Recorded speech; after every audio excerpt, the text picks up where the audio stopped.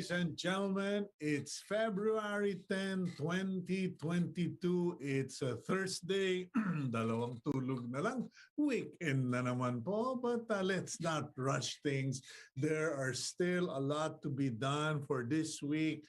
And we here on Agenda will continue to do our part to bring you information, knowledge, and inspiration. Ako po ang inyong host, none other than Cito Beltran here on Agenda, thanking you for being subscribers of Cignal TV and viewers of One News PH on channels 8 and 250. You can also watch us on Facebook and of course on YouTube. Yon YouTube, lagi ninyong maaasahan kahit na mga replay, meron po ang agenda doon. And of course, if you download the Cignal Play app, you will be able to watch us on the go. I have to apologize if I keep clearing my throat. Nandito po tayo sa Lipa City, Batangas, and of course, because we are much higher than Metro Manila, the temperature here is often about 5 degrees lower. Depende na rin naman sa panahon yan, ano? But medyo malamig po ngayon dito. Kumbaga, tayo ay giniginaw sa gabi. Okay, as I said, let's get on with the program. And for today's daily starter, we read from the book of Galatians chapter 6, verse 4. And here we go. But let each one examine his own work, and then he will have rejoicing in himself alone and not in another. Kumbaga, pag-aralan ninyo yung inyong gawain, yung inyong nagawa. Study your work, the things you are responsible for, and your accomplishment. Because many people ruin their lives comparing themselves to others, okay? Kumbaga, hindi lang in looks but also in output. Bakit yung trabaho niya mas maganda? Bakit yung responsibility niya mas marami? No, focus on your own work. Make sure that you are doing your work right. Ika nga work smart, work right, and work good. Kumbaga, gawin mo yung dapat mong gawin, and after all is said and done, you can judge for yourself kung okay ka. Kasi kung sarili mo, hindi ka papasa. If by your own standards or by your own judgment you fail, I don't even bother to ask other people. Okay, so yan, from the book of Galatians, chapter 6:4, let each one examine his own work, and then he will have rejoicing in himself alone and not in another. Okay, now let's go to the front page of the Philippine Star. And the headlines of today's Philippine Star: Department of Health says COVID protocols breached in campaigns. Medyo, you have to be blind not to see that just from the coverage of media, the photos shared on social media, that practically every campaign launch that took place this week was a violation of health protocols. And the police said it, the DOH said it, the DILG said it, but all they did was talk about it. We knew it was going to happen. The question is, what did you do about it? Even the COMELEC said may mga violation ng health protocol. Alam nyo nang mangyayari yan. Ang ginawa nyo lang nagdada. Sorry, I'm calling a spade because at the very beginning, if we set the guidelines and the rules and you met with all of the candidates and made it clear, then none of that would have happened. But ang problema, the DOH now is going to have to deal with the nightmare. God forbid that if there is a surge, the DOH and the IATF will have to deal with that nightmare. Okay, at the top of the front page of the Philippine Star, 28 metro schools resume person-to-person class. Pati nga po private school, katulad ng Xavier, ay nag-umpisa na nung kanilang person-to-person classes. So this will be expanded. We will find out. The picture at the top of the front page of the Philippine Star, you will see a teacher in Malate, Manila at the Aurora Quezon Elementary School assisting her students, and while a employee putting up a sticker indicating that Philemon Lizan Senior High School in Nabotas follows government protocols to curb the spread of COVID-19. Kumbaga parang yan yung DepEd seal of good housekeeping.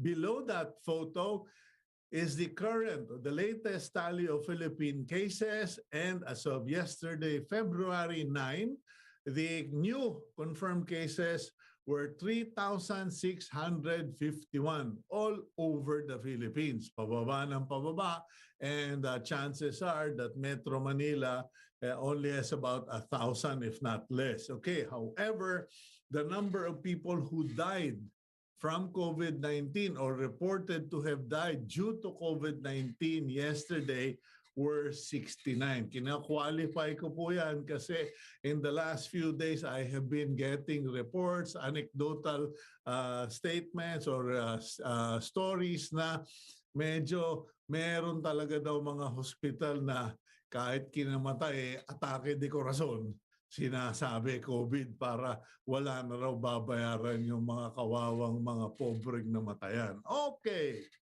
Meanwhile, good news if they come. However, in any case, the Philippines has reopened its borders to foreign tourists today. According to Secretary Bernadette Romulo Puyat, 17 quarantine hospitals have applied with the Department of Tourism to change their permits from quarantine hotels to standard regular tourist hotel. So maganda po yan. Kanya lang, marami namang dumadaing na mga hotels na wala raw silang kinikita kasi wala pa yung mga turista, wala na ring mga quarantine guests. Okay. Well, meanwhile, the World Health Organization laments, kinalungkot ng World Health Organization that 500,000 people died from COVID ever since Omicron variant was discovered. So when they connect Omicron and the number of deaths, sabi mukhang 500,000 ang namatay dahil sa Omicron. So yung mga nagsasabing mild lang ang Omicron, kung hindi kayo napuruhan, mild lang. At kung bakunado kayo, mild lang. Pero may mga napuruhan po. Okay, that picture in the middle, para naman mangiti yung mga ladies at saka yung mga romantic sa atin. An attendant arranges bouquets at a flower shop in Marikina City in anticipation for the celebration of Valentine's Day. So inuulit ko po, no, sa Lunes, Valentine's Day na sa inyo mga makakalimutin, mga husbandry dyan, tandaan nyo, ilagay nyo na sa telepono ninyo alarm kasi baka mapaaway kayo next week. Okay. Meanwhile, the Food and Drug Administration is considering e-pharmacies for non-prescription drugs. Meaning, pwede ka nang umorder o pinag-aaralan nila, they are studying the possibility of allowing purchase of non-prescription drugs via online. Nako, yan na po yung problema dyan. Eto na nga, naglipanan ang mga peke, pekeng mga gamot, tapos mag-online pa tayo dyan. Meron namang botika at good if Filipinos get to go out of their houses. I don't really support that. Sorry. Anyway, let's continue to read the news. That is what we're supposed to do. Sorry, my apologies. Okay. Palace to announce new alert levels by February 14. Valentine gifts, if they say alert level 1, same old, if they say alert level 2, but Malacanang will come out with their decision on whether we move down or stay on alert levels by Monday, February 14. Meantime, yung po no, yung kaso ng matanda na kinasuhan ng theft sa pagnanakaw ng mangga diyan sa Pangasinan, si Lolo Narding has been dismissed by the court kasi nag-apologize naman si Lolo Narding and the complainant withdrew the case, so everyone happy. That photo on the right is a photograph of Mayor Sara Duterte with Mr. Well, hindi lang Mr. and Undersecretary and People's Reform Party, dati siyang USEC President Narciso Jun Santiago leading the ribbon cutting of at the PRP campaign headquarters in Quezon City. Ayun po. So, ayun. And then last but not the least, we have a photo, romance on the menu. SM Mega Malls, The Glass Garden, blooms with lush plants and trees. Kasi meron po sila doon na parang mga glass houses baga na kung saan pwede kayong mag-date, good for 4 people, and kayo lang doon sa loob ng glass house na yun, parang with very romantic setting. So ayun, our news from the front page of the Philippine Star today is a mix of good news and bad news. Okay, so let's move on today, February 10, and let's go to our first guest. Now, let me explain, ladies and gentlemen. Normally, our current format is the beginning of the show, we have either hard news, current affairs, or issue of concern. And then after that, para medyo kalma na kayo, you are more relaxed towards the end part of the show, we bring in an expert, a hobby, an aspirational thing, etc. But today, nakiusap po yung ating intended first guest na kung pwede mag-second guest na lang siya kasi meron siyang appointment. None other than Undersecretary Maria Rosario, Yusek Vergeire. Naisip ko tuloy, kapatid ko si Rosario. Okay, anyway, Yusek Vergeire has asked that she be placed on the second part of the program. And please stick around because we want you to hear what she has to say about itong mga, kasi maraming nangangamba na baka magka-surge nga just like what happened in India. And of course, we want to have a follow-up on what happened with the vaccination of kids, etc., etc. But this morning, we will front-end our guest for the second part, and he is a photographer to the celebrity. He is an artist when it comes to his camera. Bata pa ito, and di ko naman akalaing photographer pala siya kasi nung nakikita ko siya, palakad-lakad, sabi ko itong long hair na batang ito, ano kaya racket nito? Yung pala, celebrity photographer kasi napaka down to earth. And okay, well, he is a graduate of the UP College of Music, major in percussion. Kung hindi nyo alam yung percussion, hindi yung concussion, hindi untog ulo yun. Yung mga nagtatambol-tambol, okay? Anyway, let's bring in Mr. Pat D., wedding photographer, celebrity photographer to the stars. Good morning, Pat. Good morning, sir. Good morning, Sir Cito. Thank you for having me here. Salamat, salamat. Akalain ko ba namang celebrity photographer ka? Akala ko musikero ka. But Pat, I'm curious now. Okay, first you land in the University of the Philippines. That's already an achievement.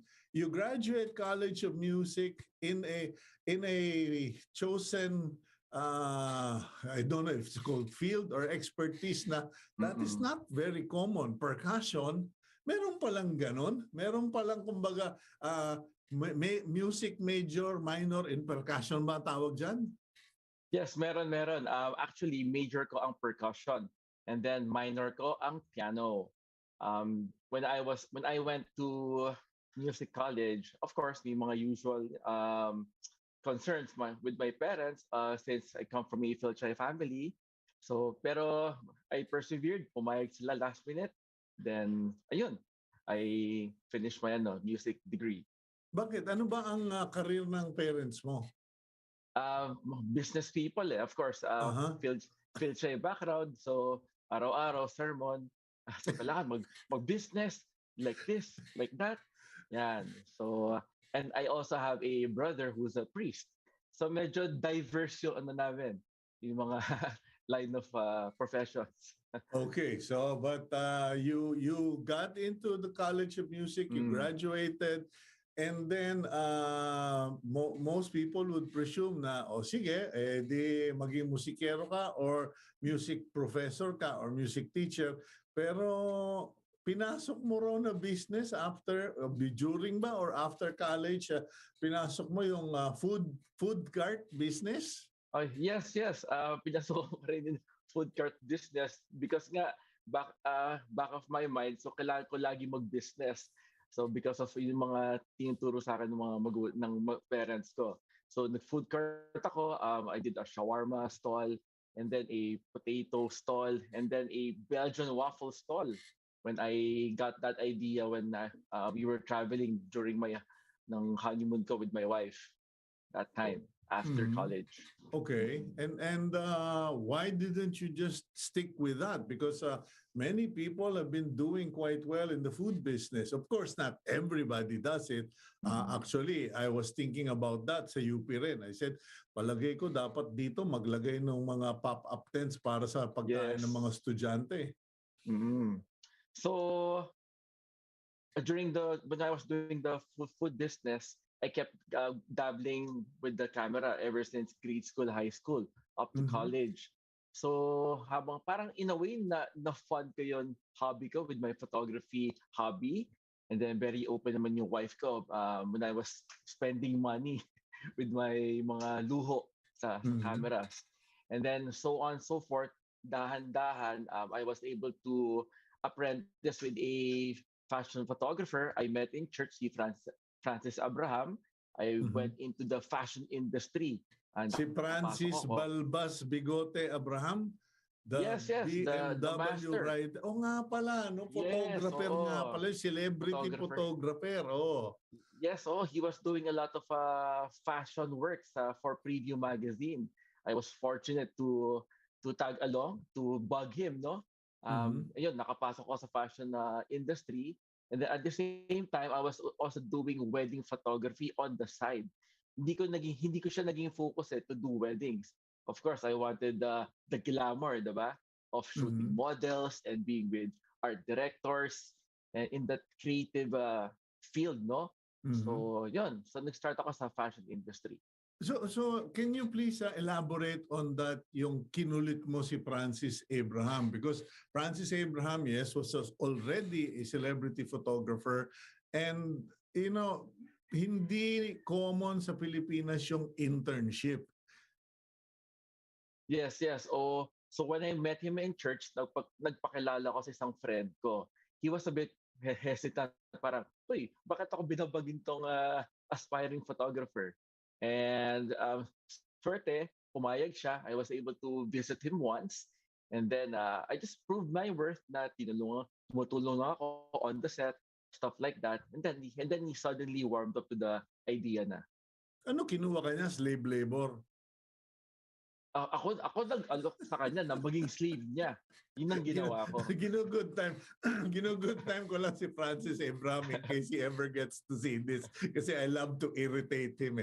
But so you actually volunteered, you worked for the guy. Because, a lot of young people don't understand this concept when I tell them na, if you don't get a salary and work for an expert, you are actually getting a free scholarship. Yes, that's correct. When I'm getting apprentices nowadays, no, normally the first three questions that they ask me, sir, may bayad ba? You know? Mm-hmm. And during my time, di mo pwede tanongin yun eh. Pagka tinanong mo yun, parang, may bayad, sige, doon ka na lang sa kabila. Automatic Mm-hmm. eh. So, Yeah. ibang-iba ang mindset nowadays. Okay, so you did apprenticeship with Francis, and what made you realize that this was the path for you? what happened was parang blessing after blessing left and right. So Mhm.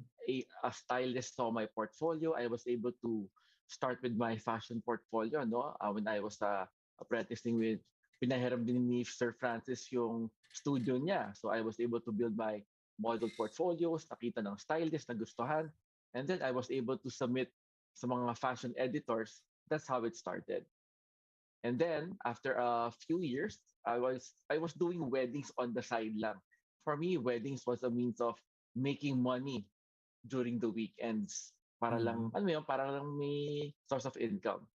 And then after there was a bride who saw my photos. I was able to shoot her like a fashion spread during her wedding preparations.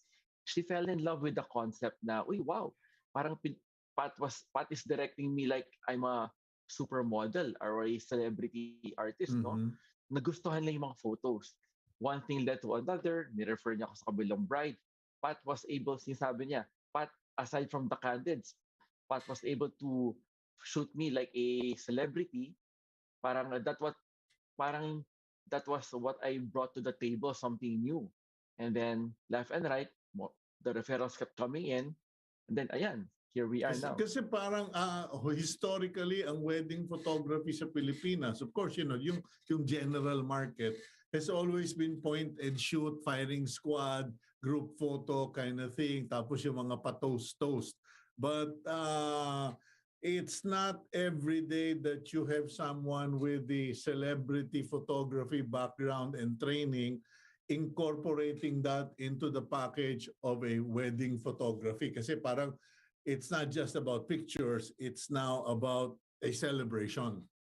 Yes, during those first few years now with weddings, I was, to be honest, I was bored to death sa doing weddings. Kasi nga, parang after the makeup, in 5 minutes, you have to shoot five five shots lang of the bride. And then, magde-dress up na siya. Pagka as soon as she's dressed up, take like 5 photos. Back shot, front shot, window light, and then off we go to the church. I was so bored with the sequence. Mm. That's why when there's this bride na who finished early before, we had like an hour and a half to do her portraits. So sabi ko, why not apply this fashion approach? Mhm. Yun. So ngayon, when before it used to be very fast, no? Makeup, dress up, go to the church. Ngayon, makeup, have a robe shot for 1 hour, have a bridal portrait for another hour, then off we go to church. Humaba ang sequence. Humaba in a way na I'm not complaining because mas masaya siya i-shoot nowadays because of all these requirements and sequences happening. Mas pabor to the couple, pabor to the Mhm. bride, of course. Mas maraming photos eh. Okay, but Yun, that, how has all of this selfie culture, COVID, etc., affected your profession? Because I can imagine that because people have learned so much online, they would probably be very demanding mm. on how their spreads come out, so to speak. Yes, with the selfie culture, before 10 years ago, the question from my brides was like, Pat, how do I post? How do I post? Diba? Like this, like that. Kailangan mo i-direct ng todo-todo. Yes. Nowadays, with my current couples, it's like, Pat, this is my angle. Do not change my angle. Gaganon yung mga bride sa akin. Sabi ko, talaga. So, yeah, at least there's this self confidence with my brides. I find it easier to shoot nowadays. Kasi there's a starting point because they know their angles already. And then what I do Mhm. is I fine tune those favored angles nowadays. So, mas madali ang buhay ngayon, mas mabilis mag-direct, it's faster to shoot, and we're able to create more unique photos because of the selfie culture. Okay, you have ika nga models in the making or self-made models. But what Yes. about the business side of it? Because I can imagine, I don't know, surprise us if you would. Are there still a lot of couples getting married and calling on you to do their wedding coverage? Yes, so luckily on the professional level, they would still prefer having professional photographers have their shoot their photos. Siyempre, iba pa rin ang selfie industry, ang camera phone Mhm. hobbyists, no, and photographers. Affected lang yung hobby industry with the consumer cameras. But on the Mhm. professional, with the professional cameras, professional photographers, hindi siya affected. In fact, the more they would hire a professional doing their photos, ika nga because they know more about photography and they would rather have not a friend shoot their wedding. Ayaw na nila more for my hobbyist doing photos. Kailangan talaga professionals because they know their angles, they know certain lighting techniques. They would want a pro shooting Okay, them. Pat, I didn't honestly, like I said earlier, no, I didn't connect the name with the person because ang sa akin parang ikaw kilala kita sa church na one of the young guys, no? So hindi ko na realize na Salamat. photographer ka rin pala, no? Celebrity photographer ka. Now, how what advice would you give to people? Kasi siyempre pag tiningnan kanila, mukhang ano ito eh, mukhang jologs itong photographer na ito. How do you present Oh to yeah. your potential client that, you know, hey, this is Pat D. This is the Pat D. So yung nakakatawa before was whenever they would see me a long time ago, long-haired ako, they would mistake me for of course, nasa banda ka ba? Nagko-combo ka ba? And then maraming times in the evening during the reception, akala DI ako. On a side note lang to ha. Pero Oo. nowadays, when you have long hair nowadays, parang, uy, artist to. This is somebody. That's why I kept my hair. And yung advice ko to aspiring photographers, artists, is that do not ever think of the money when you're starting out. Mhm. You have to think of the passion, and if you're in this space, you do your best in whichever creative field that you venture into. So kailangan, it's like a 24/7 thing, day in, day out. You have to focus, don't think of the money. You know, once you start, once na, you will just see the sign eh, once clients start referring you. So you Mhm. take those small wins as a sign na yun na nga yun. This might be it, na this might be my calling. So that's my advice. Okay, now let's go for a quick break, Pat. When we come back, let's talk about the hard end of the business. Kasi Mm. syempre, nandyan yung investment, nandyan yung equipment, and meron ding mga fails. I started out with my first job as a press photographer, and I've had really unforgettable situations kasi ang kino-cover naman namin real life, mga barilan, mga kumbaga no, mga aksidente, Wow. etc. So it's not, it was never glamorous, no? And Mm. back then you get someone pointing a gun at you while you're trying to take a photo. Pero we'll go for a quick break, and when we All come right. back, I'd like you to share ano ba yung mga struggles mo in building up the business, the repertoire, and essentially how you carry on even with challenges like the COVID. We'll be right back with Pat D here on Agenda.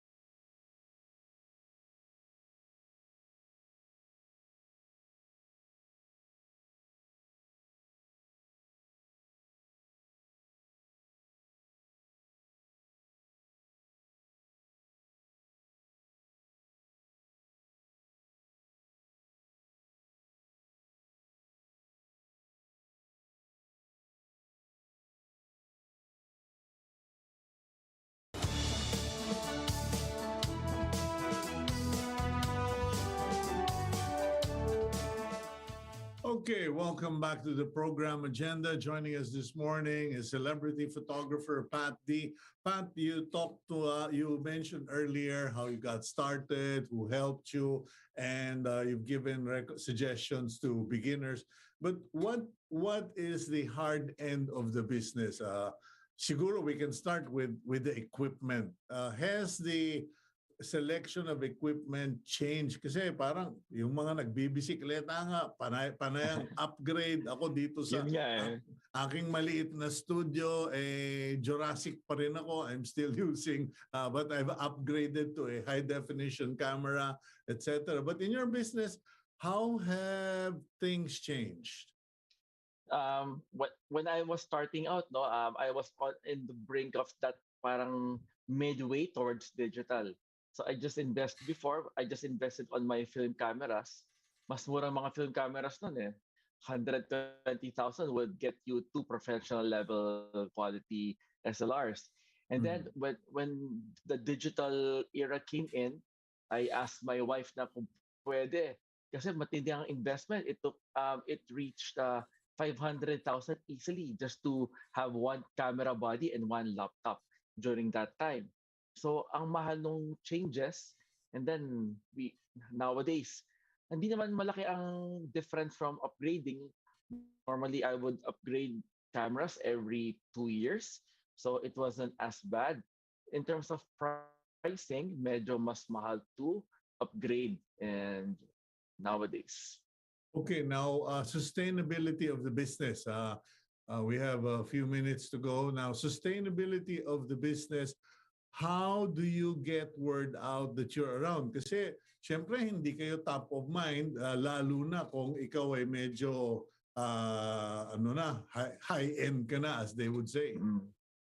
So sustainability, you have to be in touch with all socials. Let's say TikTok, Instagram, Facebook, wherever your community is. No, you have to be aggressive. You have to be posting a lot, doing a lot of collaborations with up-and-coming artists. If you're a newbie, and then for established photographers like me, of course, may mga konting friends na tayo, celebrity bloggers and artistas, easier to do collabs. But when you are starting out, you have to be on the lookout for creative people as well in your field, from bloggers, creative makeup artists, whoever's in the creative field, no, that has potential for marketing. Kailangan maraming collaborations para you have your parang barkada pushing and helping each other out. Okay, how consistent is the business and the income? Kasi yung pinasok mo yung music sa nung nag-enroll ka sa College of Music, siguro nagkamot na yung nanay at tatay mo ng ulo. Nako, magugutom itong anak nating ito. And okay, so you're a celebrity photographer, but it's not every day, I suppose, that some celebrity gets married. Medyo nagpapahinog ka rin. How consistent is the income? How stable is it as a livelihood? Lucky for us, people love getting married in the Philippines. As compared to other cultures in other countries where it's dwindling, no? Parang yun nga, parang hindi na nagpapakasal, mag-live-in na lang. Yun, at least we're lucky here. I think 90% still want to get married here. So the business industry for weddings is actually thriving. It's growing on a year-to-year basis.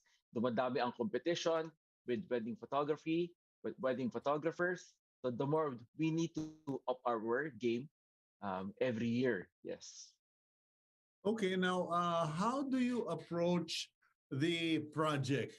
Kunyari, someone went to you already, Mr. D, we'd like you to be our photographer, and you got to meet the couple. How do you, kumbaga sa movie or sa TV show, merong storyline, di ba? May storyboard. How does Pat D approach a project? I would approach a project when I start getting to know the couple. Ito yung maraming errors ng many photographers. Other photographers would impose their styles automatically 100%. But they need to understand that we are not shooting celebrity couples most of the time, 95%. Real people yan eh. So what I would do, I would approach, find their characters. If they are more relaxed, more chill, aside from the candids, I would shoot their portraits in a more chill manner. If they're the emotera, the selfie culture, mahiling mag-posing, then that's the time I would apply the celebrity fashion poses. Yon. So I need to identify that in a span of like 3 minutes as soon as I meet them, as soon as I enter the bridal preparation room. Dapat automatic, i-gauge ko agad yan. Okay, now, last question ko na lang out of curiosity, nahiya ako kasi si Yusek Berere naka-standby na rin para sa atin. Ano? Yes, yes. Medyo it's a special favor to get her on the show. But just my last question, who's harder to photograph nowadays? Kasi of course the bride wants to be beautiful, wants her face on the photo. Pero what about the men? Yung bang mga men ngayon banidoso na rin or are they still the stiff upper lip kind of guys of my generation na mahirap pangitiin dahil laging aburido do sa babayarang gasto sa kasalan? Actually, 10 years ago, I would agree with you. Lahat ng guys ayaw mag-smile, ayaw mag-post. But year on year, the guys have been improving. Kasi nga, the selfie culture. And then number two, their brides, their wives, their soon-to-be wives are demanding, you have to be give to the photographer. Kung pangit ang photos, baka for life, hindi na ako mag-smile sa'yo. Lagi na akong galit sa'yo. Ganun yung mga warning sa mga grooms nila. Yun. So they've been improving every year, which is good. So easier for me, for my job. Okay, now, madali ka bang makuha as the photographer or choosy ka na dahil sikat ka na? Hindi naman, mabilis pa rin ako makuha. In fact, you can always find me on Instagram, patd11. Konting soft sell marketing, ha? Go ahead. Kailangan yan nowadays. So Instagram, patd11, follow me, like and follow and comment and bug me there. You can always find me on Instagram. Okay, well, Pat, I'm going to have to thank you for this time and let you go dahil alam ko magsiset up ka pa rin sa bahay. So anyway, thank you for joining us this morning and we look forward to speaking with you again in the future. Thank you for having me, Sir Cito. Happy Valentine's Day in advance. Thank you, guys. Okay, that's Pat D, celebrity photographer, and thank you to my friend Christopher Salva for tossing me yet another good tip on who to guest here on the program. Now let's bring in our resource person, the person of authority, spokesperson for the Department of Health. We have with us Undersecretary Maria Rosario Vergeire. Good morning, Madam Undersecretary. Morning po, sir, at good morning po sa inyo lahat. Okay, just to soften the atmosphere, matanong ko lang, ma'am, doktora, ano ba talaga ang palayaw mo? Kasi laging full name ang introduction. So sabi ko, wala bang nickname yung halinan? Tao naman yan, mukhang mabait naman yan. Rosette po, sir. I am called Rosette. Okay, Ma'am Rosette. Okay, well, at least we now know something a little more of your personal life. And well, thank you for joining us this morning. And paano ka ba naging spokesperson dyan sa DOH? Kasi parang out of nowhere, biglang, where did they discover this lady? Actually, sir, ano lang talaga parang na biglaan dahil kasi si Yusek Eric Domingo was the spokesperson before of DOH.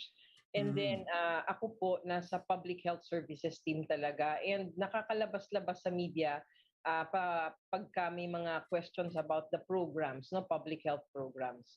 Especially nung nagkaroon po tayo ng polio outbreak, nakakasama ko po si SEC na nagbibigay ng information sa media. And when Yusek Eric suddenly was appointed, no, as the Director General of FDA, ang sabi ni SEC, ako muna hanggang hindi kami nakakakuha pa ng kapalit. So hanggang hindi na po ako napalitan. But you are career, di po ba? You're not a political appointee at the DOH. Yes, sir. I am a career official po. Okay, yun ang alam ko. Kasi kahit na hindi ka pa spokesperson, nadidinig ko na yung pangalan mo na siga ka raw, astig ka raw, at stricto ka raw when it comes to processes dyan sa DOH.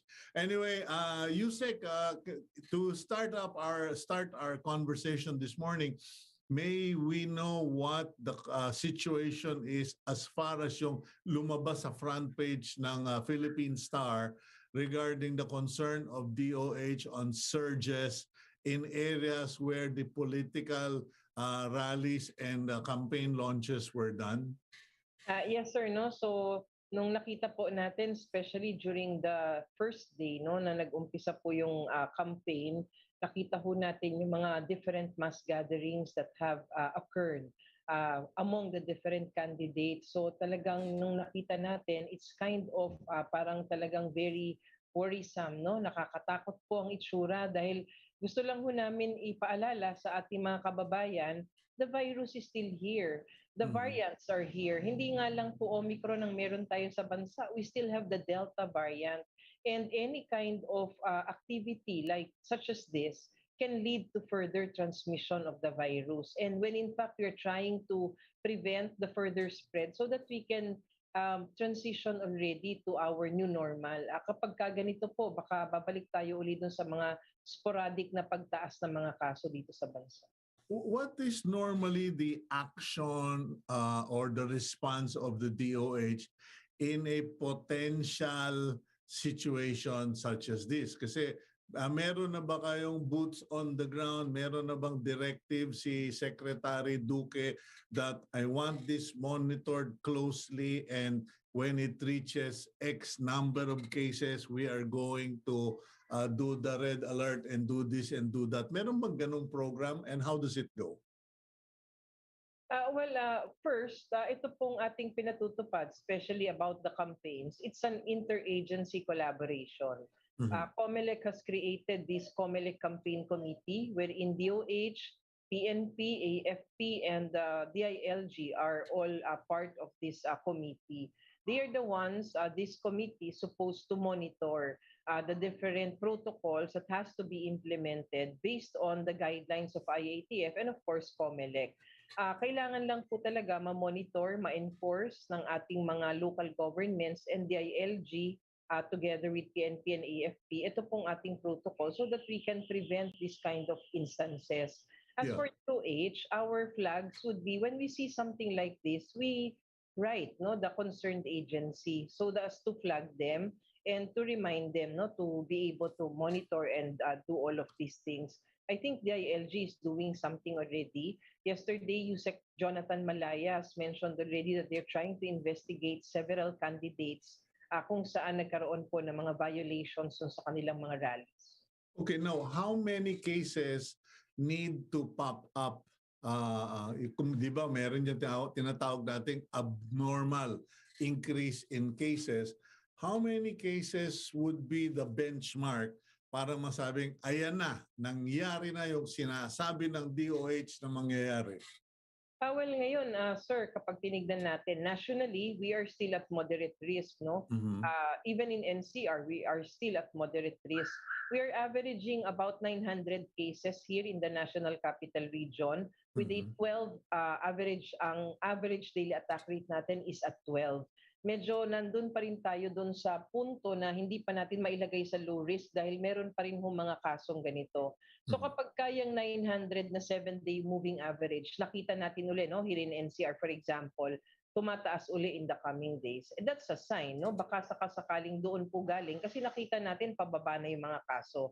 Ang isang challenge natin dito, sir, just like in any mass gathering, like before when the translation happened and ang dami-daming tao, we cannot pinpoint if it's really these people are coming from NCR alone because they're coming from all places eh. So with these rallies, we know na hindi lang po halimbawa dun sa Region 3, hindi lang taga Region 3 yan, marami pong galing sa ibang pwesto. So yan po yung magiging challenge natin.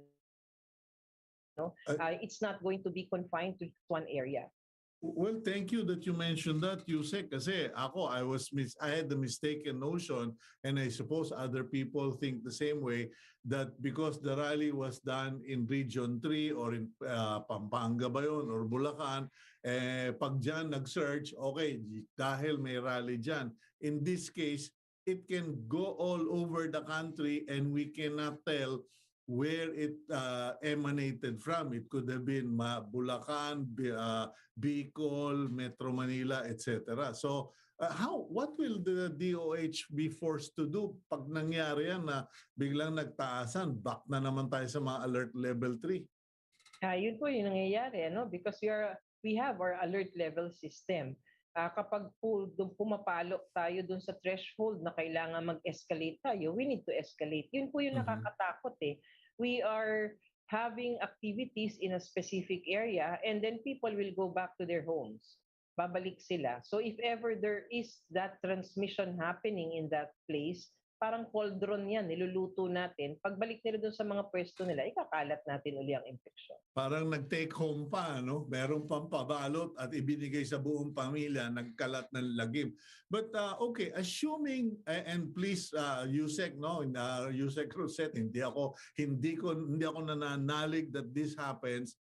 But if there is confirmation of fear, so to speak, what is the next step? Is the DOH inclined to simply say enough, no more mass gatherings, period? We don't care if you are alert level 1 or alert level 5, basta wala nang mass gatherings for political purposes. Pag dumating po tayo dun sa alert level na mataas, like alert level 4 and 5, talaga po may pagbabawal yan. Pero ngayon kasi, we are at this alert level dahil nga po bumababa na ang mga kaso natin, that can be allowed. Pero it's not allowed pa rin if the capacity, the supposed capacity, based on protocols will be violated. So kailangan lang talaga to strictly enforce and monitor, sorry, Yusek, but what if na-confirm nga yung kasi right now, 'di ba? It is a speculation or it is a scientifically based speculation that when you have mass gatherings like this and you have virus, chances are there will be a surge. And if this is proven true, would the DOH simply say, we don't care about alert levels, we need to put a stop to these super spreaders? Kasi I think ang issue dito is the activation of super spreaders. Yes, sir. So unang-una, it's the IATF which can decide to halt this kind of activities. There is also that authority of COMELEC. Kaya nga po nag-create sila ng committee kung saan DOH, DILG, PNP are there para po namomonitor, na-enforce natin yan. And we work together so that we can advise them also na, itong activities na to, this can really cause super spreading events. Ang isa po na meron naman tayo ngayon na panlaban, although it is not 100% guarantee, if we can ensure that all of those who are joining this kind of activities are vaccinated, everybody's wearing their mask, or maybe even additional face shield, and the physical distancing is being implemented, and plus yung ventilation ng area. Unfortunately, when we try to observe and try to look kung ano man yung nangyari, meron pa rin po, may mga tao nga po dun sa mga rallies walang mask. So kailangan lang po talaga mapaalalahanan natin ng ating mga local governments kung saan nangyayari itong mga rallies. Let's enforce that kasi kasama naman po yan dun sa mga protocols na nailabas. Pangalawa, we remind also our candidates na let's stick to the protocols para po we can also prevent further transmission of the disease. What about areas where vaccination is still low because hindi pa nararating ng vaccines or because of the terrain, etc., etc.? For whatever reason, mababa ang vaccination. Would DOH recommend that there be no mass gatherings in those places until vaccination is at least 50 to 70%? First, vaccination is really not it's an additional protection for all of us. It cannot be what do you call this, basis for now for us to say yes or no to this kind of activities, because we know that vaccines cannot prevent transmission. It can be able to prevent us from having severe infections and, getting hospitalized and deaths. Also, if you are vaccinated, the load of the virus, if you are sick, is lower than the unvaccinated. Having said that, we cannot still mandate that for those low vaccination coverage areas that we will not have this kind of activities. What we need to do would be for us to ensure that there are safeguards, because we know these activities will push through, because this is really the campaign period. But we need to have additional protection with us.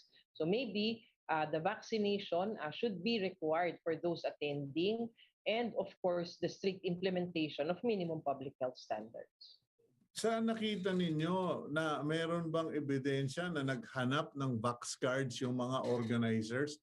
Kasi parang sabi nyo nga, correctly, some people did not even wear masks. Yung mga sa mga gyms, mga arenas, etc., were there DOH personnel or yung mga local health officials, were they there to check or implement that requirement? Actually, sir, dun po sa mga protocols na meron ngayon, based on the resolution of COMELEC, the vaccination was not highlighted. That's why I was recommending na dapat kasama siguro dapat sa protocol, because this is additional protection for us. It's like you're trying to offset the risk that cannot be avoided, like hindi mo ma-avoid, biglang dumadating ang mga tao dahil gusto nilang makita yung kanilang mga kandidato. So yun na lang, at the very least magkaroon tayo ng mga additional protocols for us to protect the population.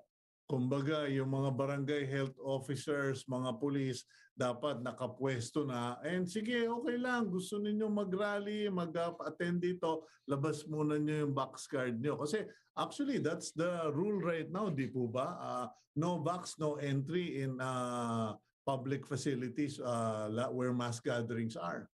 Yes, tama po yun. So sana we can implement that. But sometimes I know that it's going to be a tedious process, especially for this kind of campaigns. Like halimbawa, yun lang pong mga rallies na ganyan na biglaan na dadaan yung ating mga kandidato. So mahihirapan talagang mag-enforce kapag ganyan. Pero pag malakihan, katulad nung nandun tayo sa isang area na talagang pupunta ang tao, scheduled naman siya, maaari naman po sigurong maipatupad natin ito. Well, if the DOH and if you make such an announcement, Yusek, ako po, bagamat ako'y nag-iisa lang, susuportahan ka. Kahit bakbaka na at susigawan, susuportahan ko kayo. Because, I mean, it's true, 25,000 in an arena, all you need is a few heads with COVID to go around and spread and infect a large population. So nakakatakot nga naman po yun. Now, going back to other topics, Yusek, kamusta naman po yung ating pediatric vaccination? Did it go smoothly? Mayroon bang mga naging challenges or issues? Yes, sir. So ang pediatric vaccination natin started last Monday. And from last night's report, meron na ho tayong more than 20,000 that were vaccinated among our 5 to 11 years old children. Yun pong mga reactions, commonly, yung ine-expect natin na common reactions, minor reactions, 4 po na kabataan lang ang nagkaroon out of these more than 20,000, and these were minor reactions. Lahat po sila na managed well, they were able to go home. We are expanding this vaccination program for children in other areas already by next week. Okay, now hindi ba ako naman naaaliw at nagtatanong laang pero may nagpasikat kasi may mga LGU na meron pa silang mga costume party, may mga ice cream, etc. And sabi ko, that's very creative, that's very artistic, but I wonder how it's going to elevate the expectation of children when we start applying national vaccination programs. I mean, was this a positive learning lesson for the DOH na, okay, if we're going to vaccinate children, let's throw a party? Or is this parang, let's not pander to this because magiging mahirap at komplikado yan? Yes, sir. So, unang-una, gusto ko magpasalamat sa mga local governments. Talagang lahat ng efforts po talaga with all of these parang parties nga na environment. But one of the good things no na learning po namin dito is that we create an environment where it is conducive and it is parang very how do you say that, warm, no, at saka Mhm. parang interesado ang bata, no, that yung fear nawawala because of all of these parang mga party, may mga anime and everything, no, so that's the learning there. Not but for us to spend so much also, no, during the regular immunization program, baka yung learning lang po na dapat yung environment talaga would be appropriate, no, so that children will be not fearing of this immunization and they will be very cooperative kapag binakunahan po sila. Kumbaga may music, may nakangiti ang tao kasi I have to confess and magalit na yung mga ibang kasama ko sa media kung minsan kami yung nagpapalala eh. Pag pag pinopokus mo yung nakangiwi, umiiyak, pag nakita ng batang nanood ng TV, ayoko nun yun, masakit pala yan, di ba? So I think we really all have to learn from all of this experience. Now, matanong ko lang po, I read in the news today that molnupiravir is going to be produced in the Philippines. How will this redefine how the Philippines, excuse me, ano lang, nasasamid lang dahil malamig din eh. How will this redefine our management of COVID-19?